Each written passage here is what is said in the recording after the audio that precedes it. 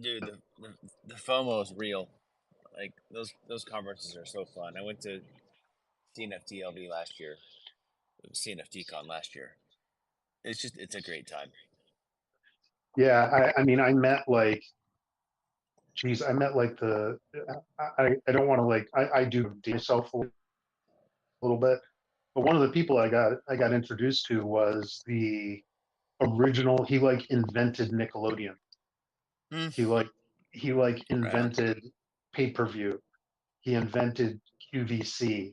He was the innovator in media, and it's like He's our you know papi. he is he's kind of like the you look at people who are trying to change the media landscape, like blockchain is, like some of the things that are happening right now in Hollywood. There's a lot of pushback. This guy is like the guy who has been, kind of there's a way to do things since like the early seven or the late 70s, you Yeah. know, A and real it's just, innovator. yeah, to meet a real OG like that. I mean, I told him, I was like, you can't do that on television, and um, Double Dare, Control, like those really early kind of like Uh-huh. 80s shows. It's like me and my sister, we're kind of, we're innovators, and we always never felt like we completely fit in anywhere too. So it's like the shows like that, it was just like they were completely different, and we felt vindicated in a way that you can be funny weird like this, and it's accepted because there it is on TV. Yeah. I have a Anyway, sorry, question, Z. Rabbit. What is a No. guy like that doing in Rare Evil? He's part of running the conference. Oh. And what are his thoughts on the future? Like, okay, he saw the future, Nickelodeon, all those things. Now he's doing Rare Evo and all that. Why? Well, he's Why? got his What's in own. his head? Well, he's got his own, production company that's actually just one client. So, Oh, so he's not into Web3 yet. oh no, he is. I mean, but to be honest with you, I really didn't get a chance to like really, because when I got introduced to him, it was like 2 a.m. and I was on my way home, so I just caught him on the way out. But And your the brain was dude, yeah, fried. yeah, Yeah. that's all I had left. That's all I had left was like the truth of the emotion of my feelings of what he did for me and my sister. And he was sitting there with his hand on his heart, like, "Oh, that's so kind." He was like, yeah, it was pretty amazing connection. Sorry, And we That's great. invite him to can we invite him to a DEGA space? probably not yet. I mean, we don't want to just like it's we want to we'll it's not a relationship we're going to lose, um, Okay. because the CEO and the operator of that, I ended up hanging out with them the most. Like, orbited around those two guys. This guy's he's like a you just think of like this. I don't mean to put it this way, but he is like the stereotypical rock hard Brooklyn motherfucker. And it's yeah, I just loved him. I just loved him. I couldn't get enough of his energy. He was See, the kind of like rabbit, he knows who to what? hang out with. He Yeah, well, knows yeah, he yeah, knows who he needs to get in tight with. yeah, yeah. No, it was good. And Zeke, I'm sorry, I didn't mean to like interrupt your question. What was your question? I don't I think you I don't think I had a question. Oh, okay. Well, what's up, freak? What do you want? What does everybody want to know before I Nah, have to like? dude, we wanna know how fun it was, the people you meet, Yeah. like what did you see that was really interesting there that we have to pay attention I'm to? going to tell you guys the absolute truth, something about me. Um, Names for me, I get people's energy and like their, uh, I like get people's like energy and their personalities and what they look like and who they are. And it takes me a little while to learn people's names. So I got to like go back and like I got this like book of business cards and pamphlets and everything like that I got to go through. Oh, I do want to send a certain shout out to a guy too. I met the ogre. And when you're the name ogre, you know, and what comes to mind, Shrek. this guy, this guy is this guy is like and I'm a big dude. Okay, I think I've mentioned before. You know, I'm 6'4", about 260 pounds. I'm a big guy. You know, and it's out of belly for me. I mean, I'm big. Now this guy was about an inch taller than me and probably outweighed me by like 150 pounds. He had a Oh beard gosh. down to his belly. He had a beard down to his belly, and he is just like the sweetest, nicest dude ever want. So that's the ogre. But there's you know there's so many people that come to mind right now. But you know, from a fun perspective, was it fun? Yeah.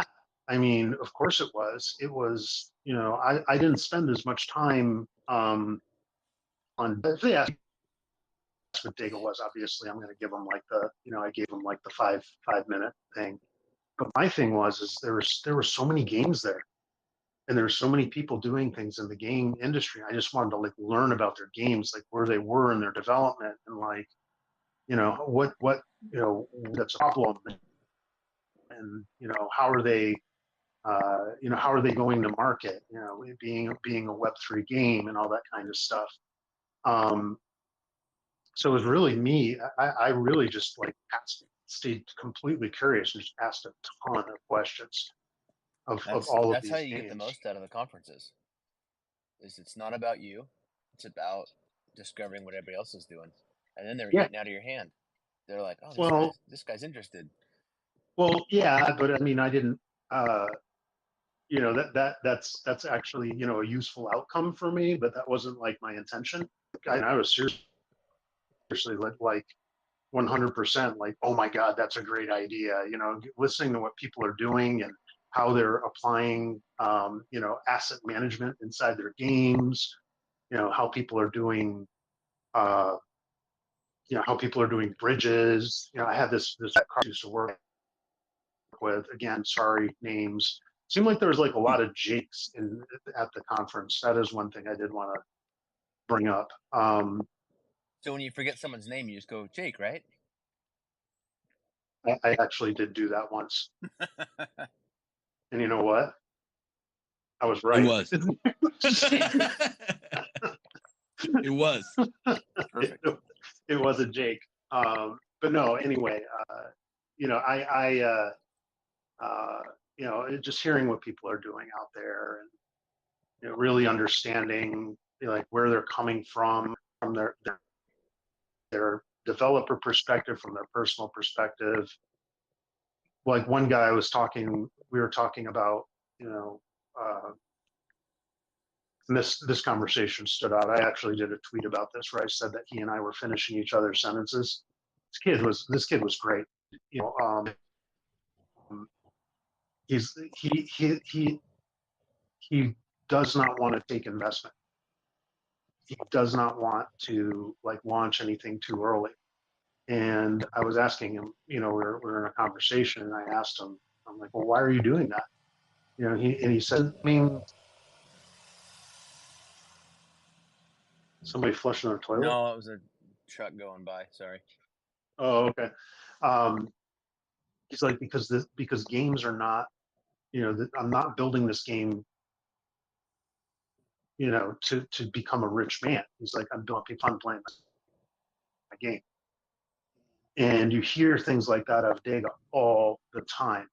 It's like we are building DEGA so that people can, you know, we want people to be, we want people to be fulfilled financially and all that kind of stuff. But the way that we're building DEGA is it's like we're focusing, we want creators to create game.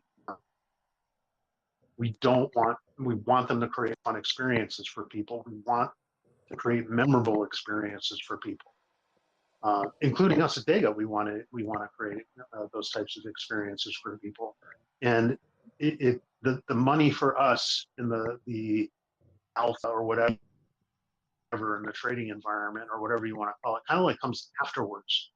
Yeah, we want to be able to make enough money to eat and you know have a house and have a home and stuff like that. But you know, I'm not a Lambo guy. You know, I really do DEGA because I want I want the technology and want fairness that's associated with blockchain to move forward into the world, because it's underrepresented. And it's like, that to me is the most important thing when it comes to building. And I see that as a, if even if, even if I was rolling in cash right now, would a Lambo be the first thing that I go out and get? No, I'd probably like start a foundation for XYZ ABC for art and music and science and like all that kind of stuff, because it's just like the world needs more of that right now, and it's getting extinguished. I'm not a Lambo guy either. No, it's like, well, what the hell? I mean, what is the point? I mean, that will disintegrate. Yeah. Dude, that will just. You would laugh at what it does it for me, and after being, after having it all, losing it all, having it all back, losing it all back, and going back and reinventing myself, it for me, it's, I want the tools to just create like fucking insane, like crazy. That's what I want to do. That's all I need. Time with my family, live in the countryside, and create like shit, like crazy. That's it. So yeah, it's, we get that, we're set. So Rabbit, About to question get for back you. to creating. What was Yes. the project that you didn't know about? Now you do, and you're most impressed by that project? And maybe there's multiples of those. Good question. Great.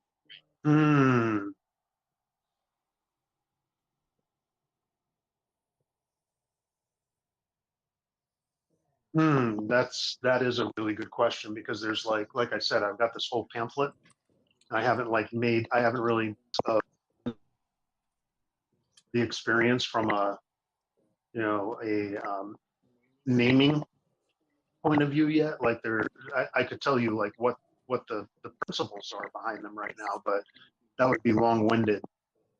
So why don't we pause on that and give me a chance to kind of like go through my business and everything like that, and I'll get back to you on that one, because I don't want to like. Okay. We'll circle back to that in the next one. Yeah, please. We will. And plus, I'm like 15 minutes. I have to leave for the airport. Yeah. So that's the Yeah, that's the other constraining thing on my mind right now. Okay, I have another question, and this is a personal question. Am I still on the top of your list of favorite people, or you met someone? I might have met somebody free. He's like, no comment. Oh, fuck off. Dude, he met Nickelodeon. Come on. Dude, No, yeah, I know. He's King like, of there's Nickelodeon. no competition with that. I did meet somebody who reminded me of you in a bit, but he was like a mix of me and you. Oh gosh. Fire, bro. Yeah, you need to hire that guy. Yeah. Well, no, I mean, it's like, I don't want to. Let's see. His name is BJ. He was super fun to hang out with. But what is his Twitter handle? Is something like something Jesus? Jesus. Cranky? Yeah, it's like Was it Cranky Jesus? No, He's from hold on, Australia, sorry. so I doubt he came. Oh, hanging out with I'll tell you who else is really fun to hang out with the Wi-Fi guys. Like the CEO of Wi-Fi, that guy like does the most amazing like sleight of hand card tricks I've seen. That's cool. That was neat.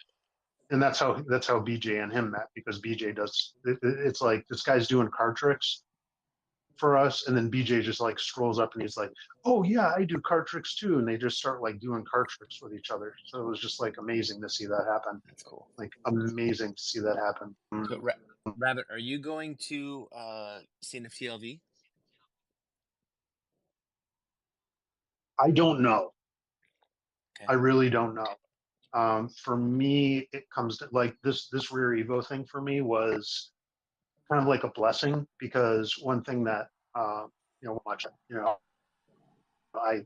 have kids to take care of, where I'm half of the week I'm a single father, and my mom and my support network is like across the country. So it's like I don't have anyone to really help me Right. over here when I have my boys. So it's sent care of them for like 5, sometimes 5 days a week. So if I was going to go to one of these things, either I'd have to take them with me, which would be cost prohibitive, or I have to find somebody to watch them for 5 days, which is also kind of like cost prohibitive. So if in like this rare area that I did not have anything going on at Okay. all, So and I was like, I TBD, gotta huh? go. Yeah, so it's TBD. I mean, that's the only thing that I have to really kind of like keep an eye on because I got to be there for my boys. Of course. Okay, so another conference question. What you did the people you met that you had talked with online? I know my experience from last year. Tell me about that. Tell us about meeting people you'd been communicating with online and seeing them in person for the first time. Um, I Freak will tell you all about this. Freak can like type a word, and I kind of like know what kind of mood he's in. Um, I'm pretty good at reading people's personalities through how they write and where they're coming from. Good at, I was not super surprised. The people that I did know, it was just kind of like the little follow-on kind of like quirks. Sure. Like I said, like the Wi-Fi guys like whipping out decks of cards and like doing card tricks. Like that was like yeah, you're not going to get that from a business conversation. But I definitely caught the I was not surprised by people's personalities that I've talked to online. Yeah. I always thought it was great. I mean, when last year it was, you talk to these people online and you're like, oh, okay, yeah, yeah. And you like start to put the pieces together. You're like, yep, totally fits. Totally, Yeah. totally you. I get it. Yeah, yeah. This was the first time.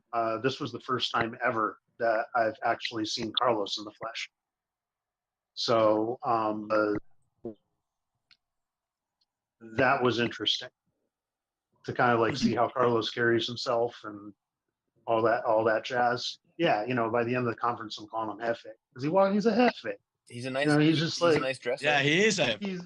he's totally a Hefe. He's just like he walks around. He's got that kind of face, very warm, welcoming. If like he is very very good at like there's this one point I was learning about this. I was learning about Hydra, the Hydra protocol, and the guy about how I'm tech. I'm a techie. I get tech, but some of this stuff is like it's like you have to understand binary with a PhD. And Carlos would step in the conversation, like out of nowhere. He'd just like float up and like explain it in like a good analogy for me. They're like, oh, I get it. But the cool thing is, and I get things through analogy. I turned and I look at the guy and I'm like, where your vulnerability in Hydra is, right? And he's like, no, but tell me. And I like told him. He's like, yeah, we're aware of that. So it's like, I know tech enough and I know systems enough to be able to be useful in conversations. And we spent the rest of the time like figuring out how to overcome, how to overcome that kind of vulnerability, which was fun. That's great. So Yeah, but let's nobody else was like super surprising me. I mean, meeting the people that I've never met before, that was probably the most pleasant surprise, because what I found there, with there's always exceptions, but everyone was really there coming from the heart. I really appreciated that.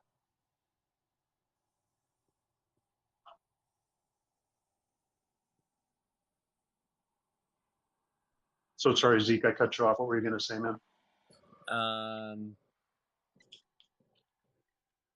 Don't remember. Yeah. Yeah, well, I I think the met. important thing. Oh, sorry. I did get a awesome opportunity to talk another Jake. He's a knight. He's in the Knights here in the Knights tribe in DEGA, but he's also a prolific content creator. It's like he is, in my opinion, like he Are you talking about Josh? is Josh. Late game Thank crypto. you, Josh. Late game crypto. Yeah. See, Jake is on my mind again. Yeah. Josh is great. He has great content. Yeah, It's unfortunate that he's a knight, but that's okay. No, it's not. After meeting him, I can see why he's there. No, he should be in the mafia, but no, I'm kidding. He's cool. Well, no, Knights and the Knights have their place, and the Mafia definitely have. That was something that we actually talked about. 100%. It's like I'll reveal what we talked about. It had him in his ass. I'm like, we got hit. We had the person come in a few months ago and kind of like messed around with our community a little bit, and it was kind of like an attack that we completely handled it and everything like that. The Knights came to us and they're like, "How here's what to do to protect. This is what we're going to do." Blah blah blah blah blah. And the Mafia comes to me and they're all like, "Who do we got to fuck up?" It's like it's like the attitude is different. It's like, what do we got to take care of? What do we got to take care of for you guys? We're nice Mafia though. We won't hurt anybody. Yeah. I love Mafia. I love the Knights. No, well, that's the thing is I love everyone too. I mean, Mafia is always going to have like a special place in my heart because you guys were the first. You guys came in and like represented hard, like early, like did not even came said, "Yeah, you're working with Cornucopias." That was my. I'm wearing You're good enough for Cornucopias. You're good enough for me, man. I'm wearing my Cornucopias shirt right now. I did test the game and I helped them uncover a couple of things that were in such small things. And there are things that I can completely understand because it's like they're building on Unreal Engine 5 and they had access to Unreal Engine 5 before a lot of people did. So they're discovering things in Unreal Engine 5 too. Like for example, one of the things that was, and these things are so slight, you like have to be like a really gaming connoisseur to pick up on them. I didn't like go and like run around the town and everything like that. I immediately got on the train so I could take a full tour. Yeah. And like look out the window and see where things are and like understand. And the train has accelerator physics in it, so it's like you feel like the train is accelerating, but the camera,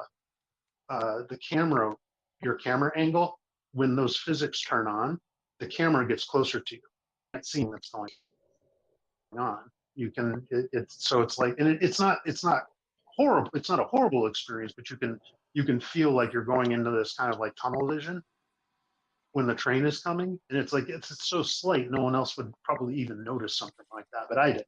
Yeah, there's a few mechanics like when you back up into another building or something, like you look through your brain basically. It zooms in on your head, and there's lots of little buggy things, and that's to be expected. But I mean, there's been hundreds of bugs. Yeah. The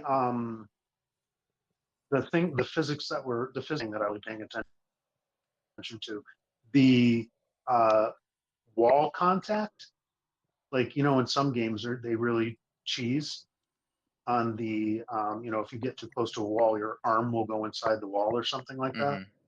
Not Cornucopias. It's like that wall is real. Folder brush up against it, the game alerts you that you're like, it does haptically and sound wise and visually. You can see and feel that you're actually running into a wall. There's still some areas where it's like spongy. Like your shoulder will go in.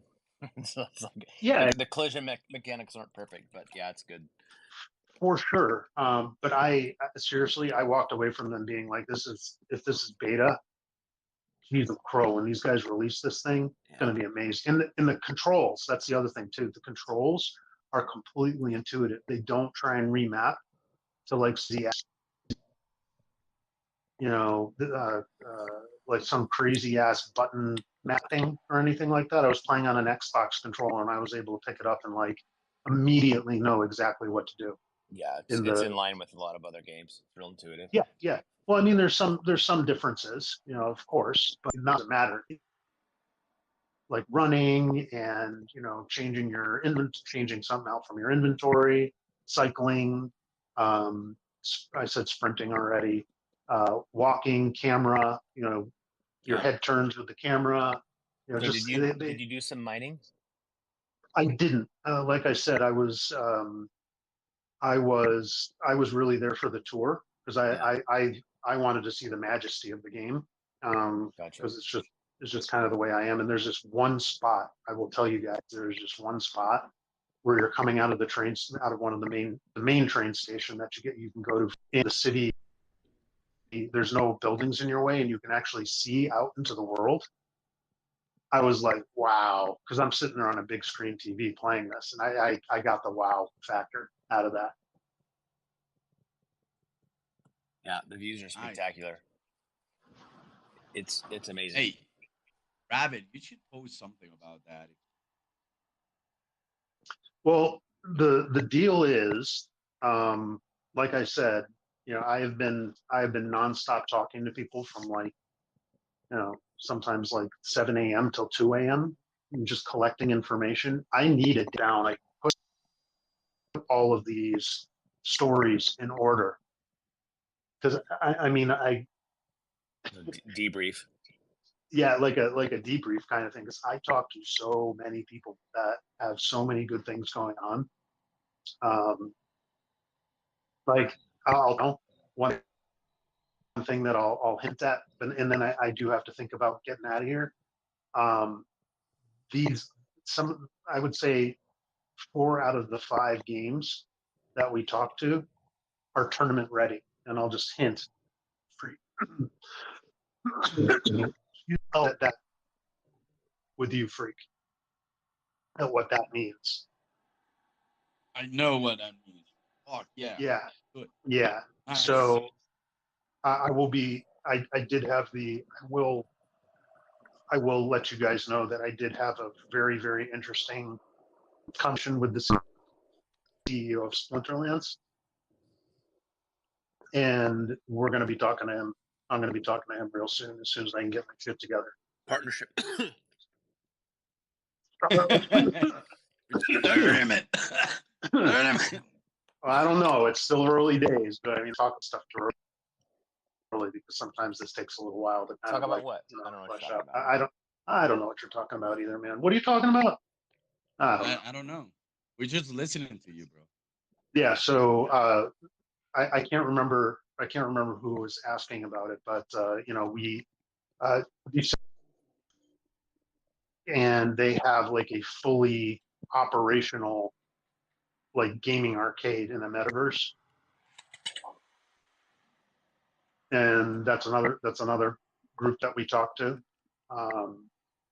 So yeah, and I'll just leave it at that because I don't want to get too far in front of my skis, and I actually have to. I got to think about getting to the airport and stop talking because my voice is like shot. Bro, get out and we'll catch up next time. Okay. Yeah. I just want to say before we all go that, and before you go, Rabbit, is that Zeke has his setup almost done. So I think in about a week, he will be coming on streaming and doing lives and all that. Yay! It's a killer setup. Yeah. No, I'd be very, very happy for that. We can do the Freaky Zeke show. That'd be fun. No, that would be neat. So last thing before I go, because I do have to like get regrounded here. ISPO for Polkadot is coming up, everybody. That's probably going to be the majority of my week this week, is making sure that all the content, all the partnership announcements and the Polkadot out there. Free team, if you're listening, be ready. Stay organized. stay organized, make sure we've been testing our workflows for a while. They work. Let's not let it fall apart. That's right. Let's stay focused, make sure their infographics coming up. We got blog posts coming up. We got partnership announcements coming up. Video. Videos coming up, tons of new AMAs between leaders of Polkadot and Carlos. So it's going to be, and that's the other thing too. We're not going to forget about, the good folks in Cardano who have already been with us all this time. So maybe something's coming for that too. So everybody be prepared. Everybody, follow us on Twitter. Tell people about, everyone know what's going on. Get in our socials. Help us spread the word. Yeah, we love tribes, but we don't have to just be tribal Cardano here. We like lots of blockchains. Yeah, that's the thing is like RareEvo was there's a lot of Cardano people that teach us. Yeah. It's like everyone was talking about how do we bridge all of these ecosystems and stop all these kind of like freaking dumbass flame wars, and we're all trying to do the same thing. Why can't blockchain to me is about open source and sharing, not about conquest. One blockchain doesn't solve them all, that's for sure. No, for sure no. But that's all I got. I gotta go because I gotta finish packing and get out the door. Okay, perfect. So why don't we go out with some corny GBs? Say bye. See ya. Bye, everybody. Bye.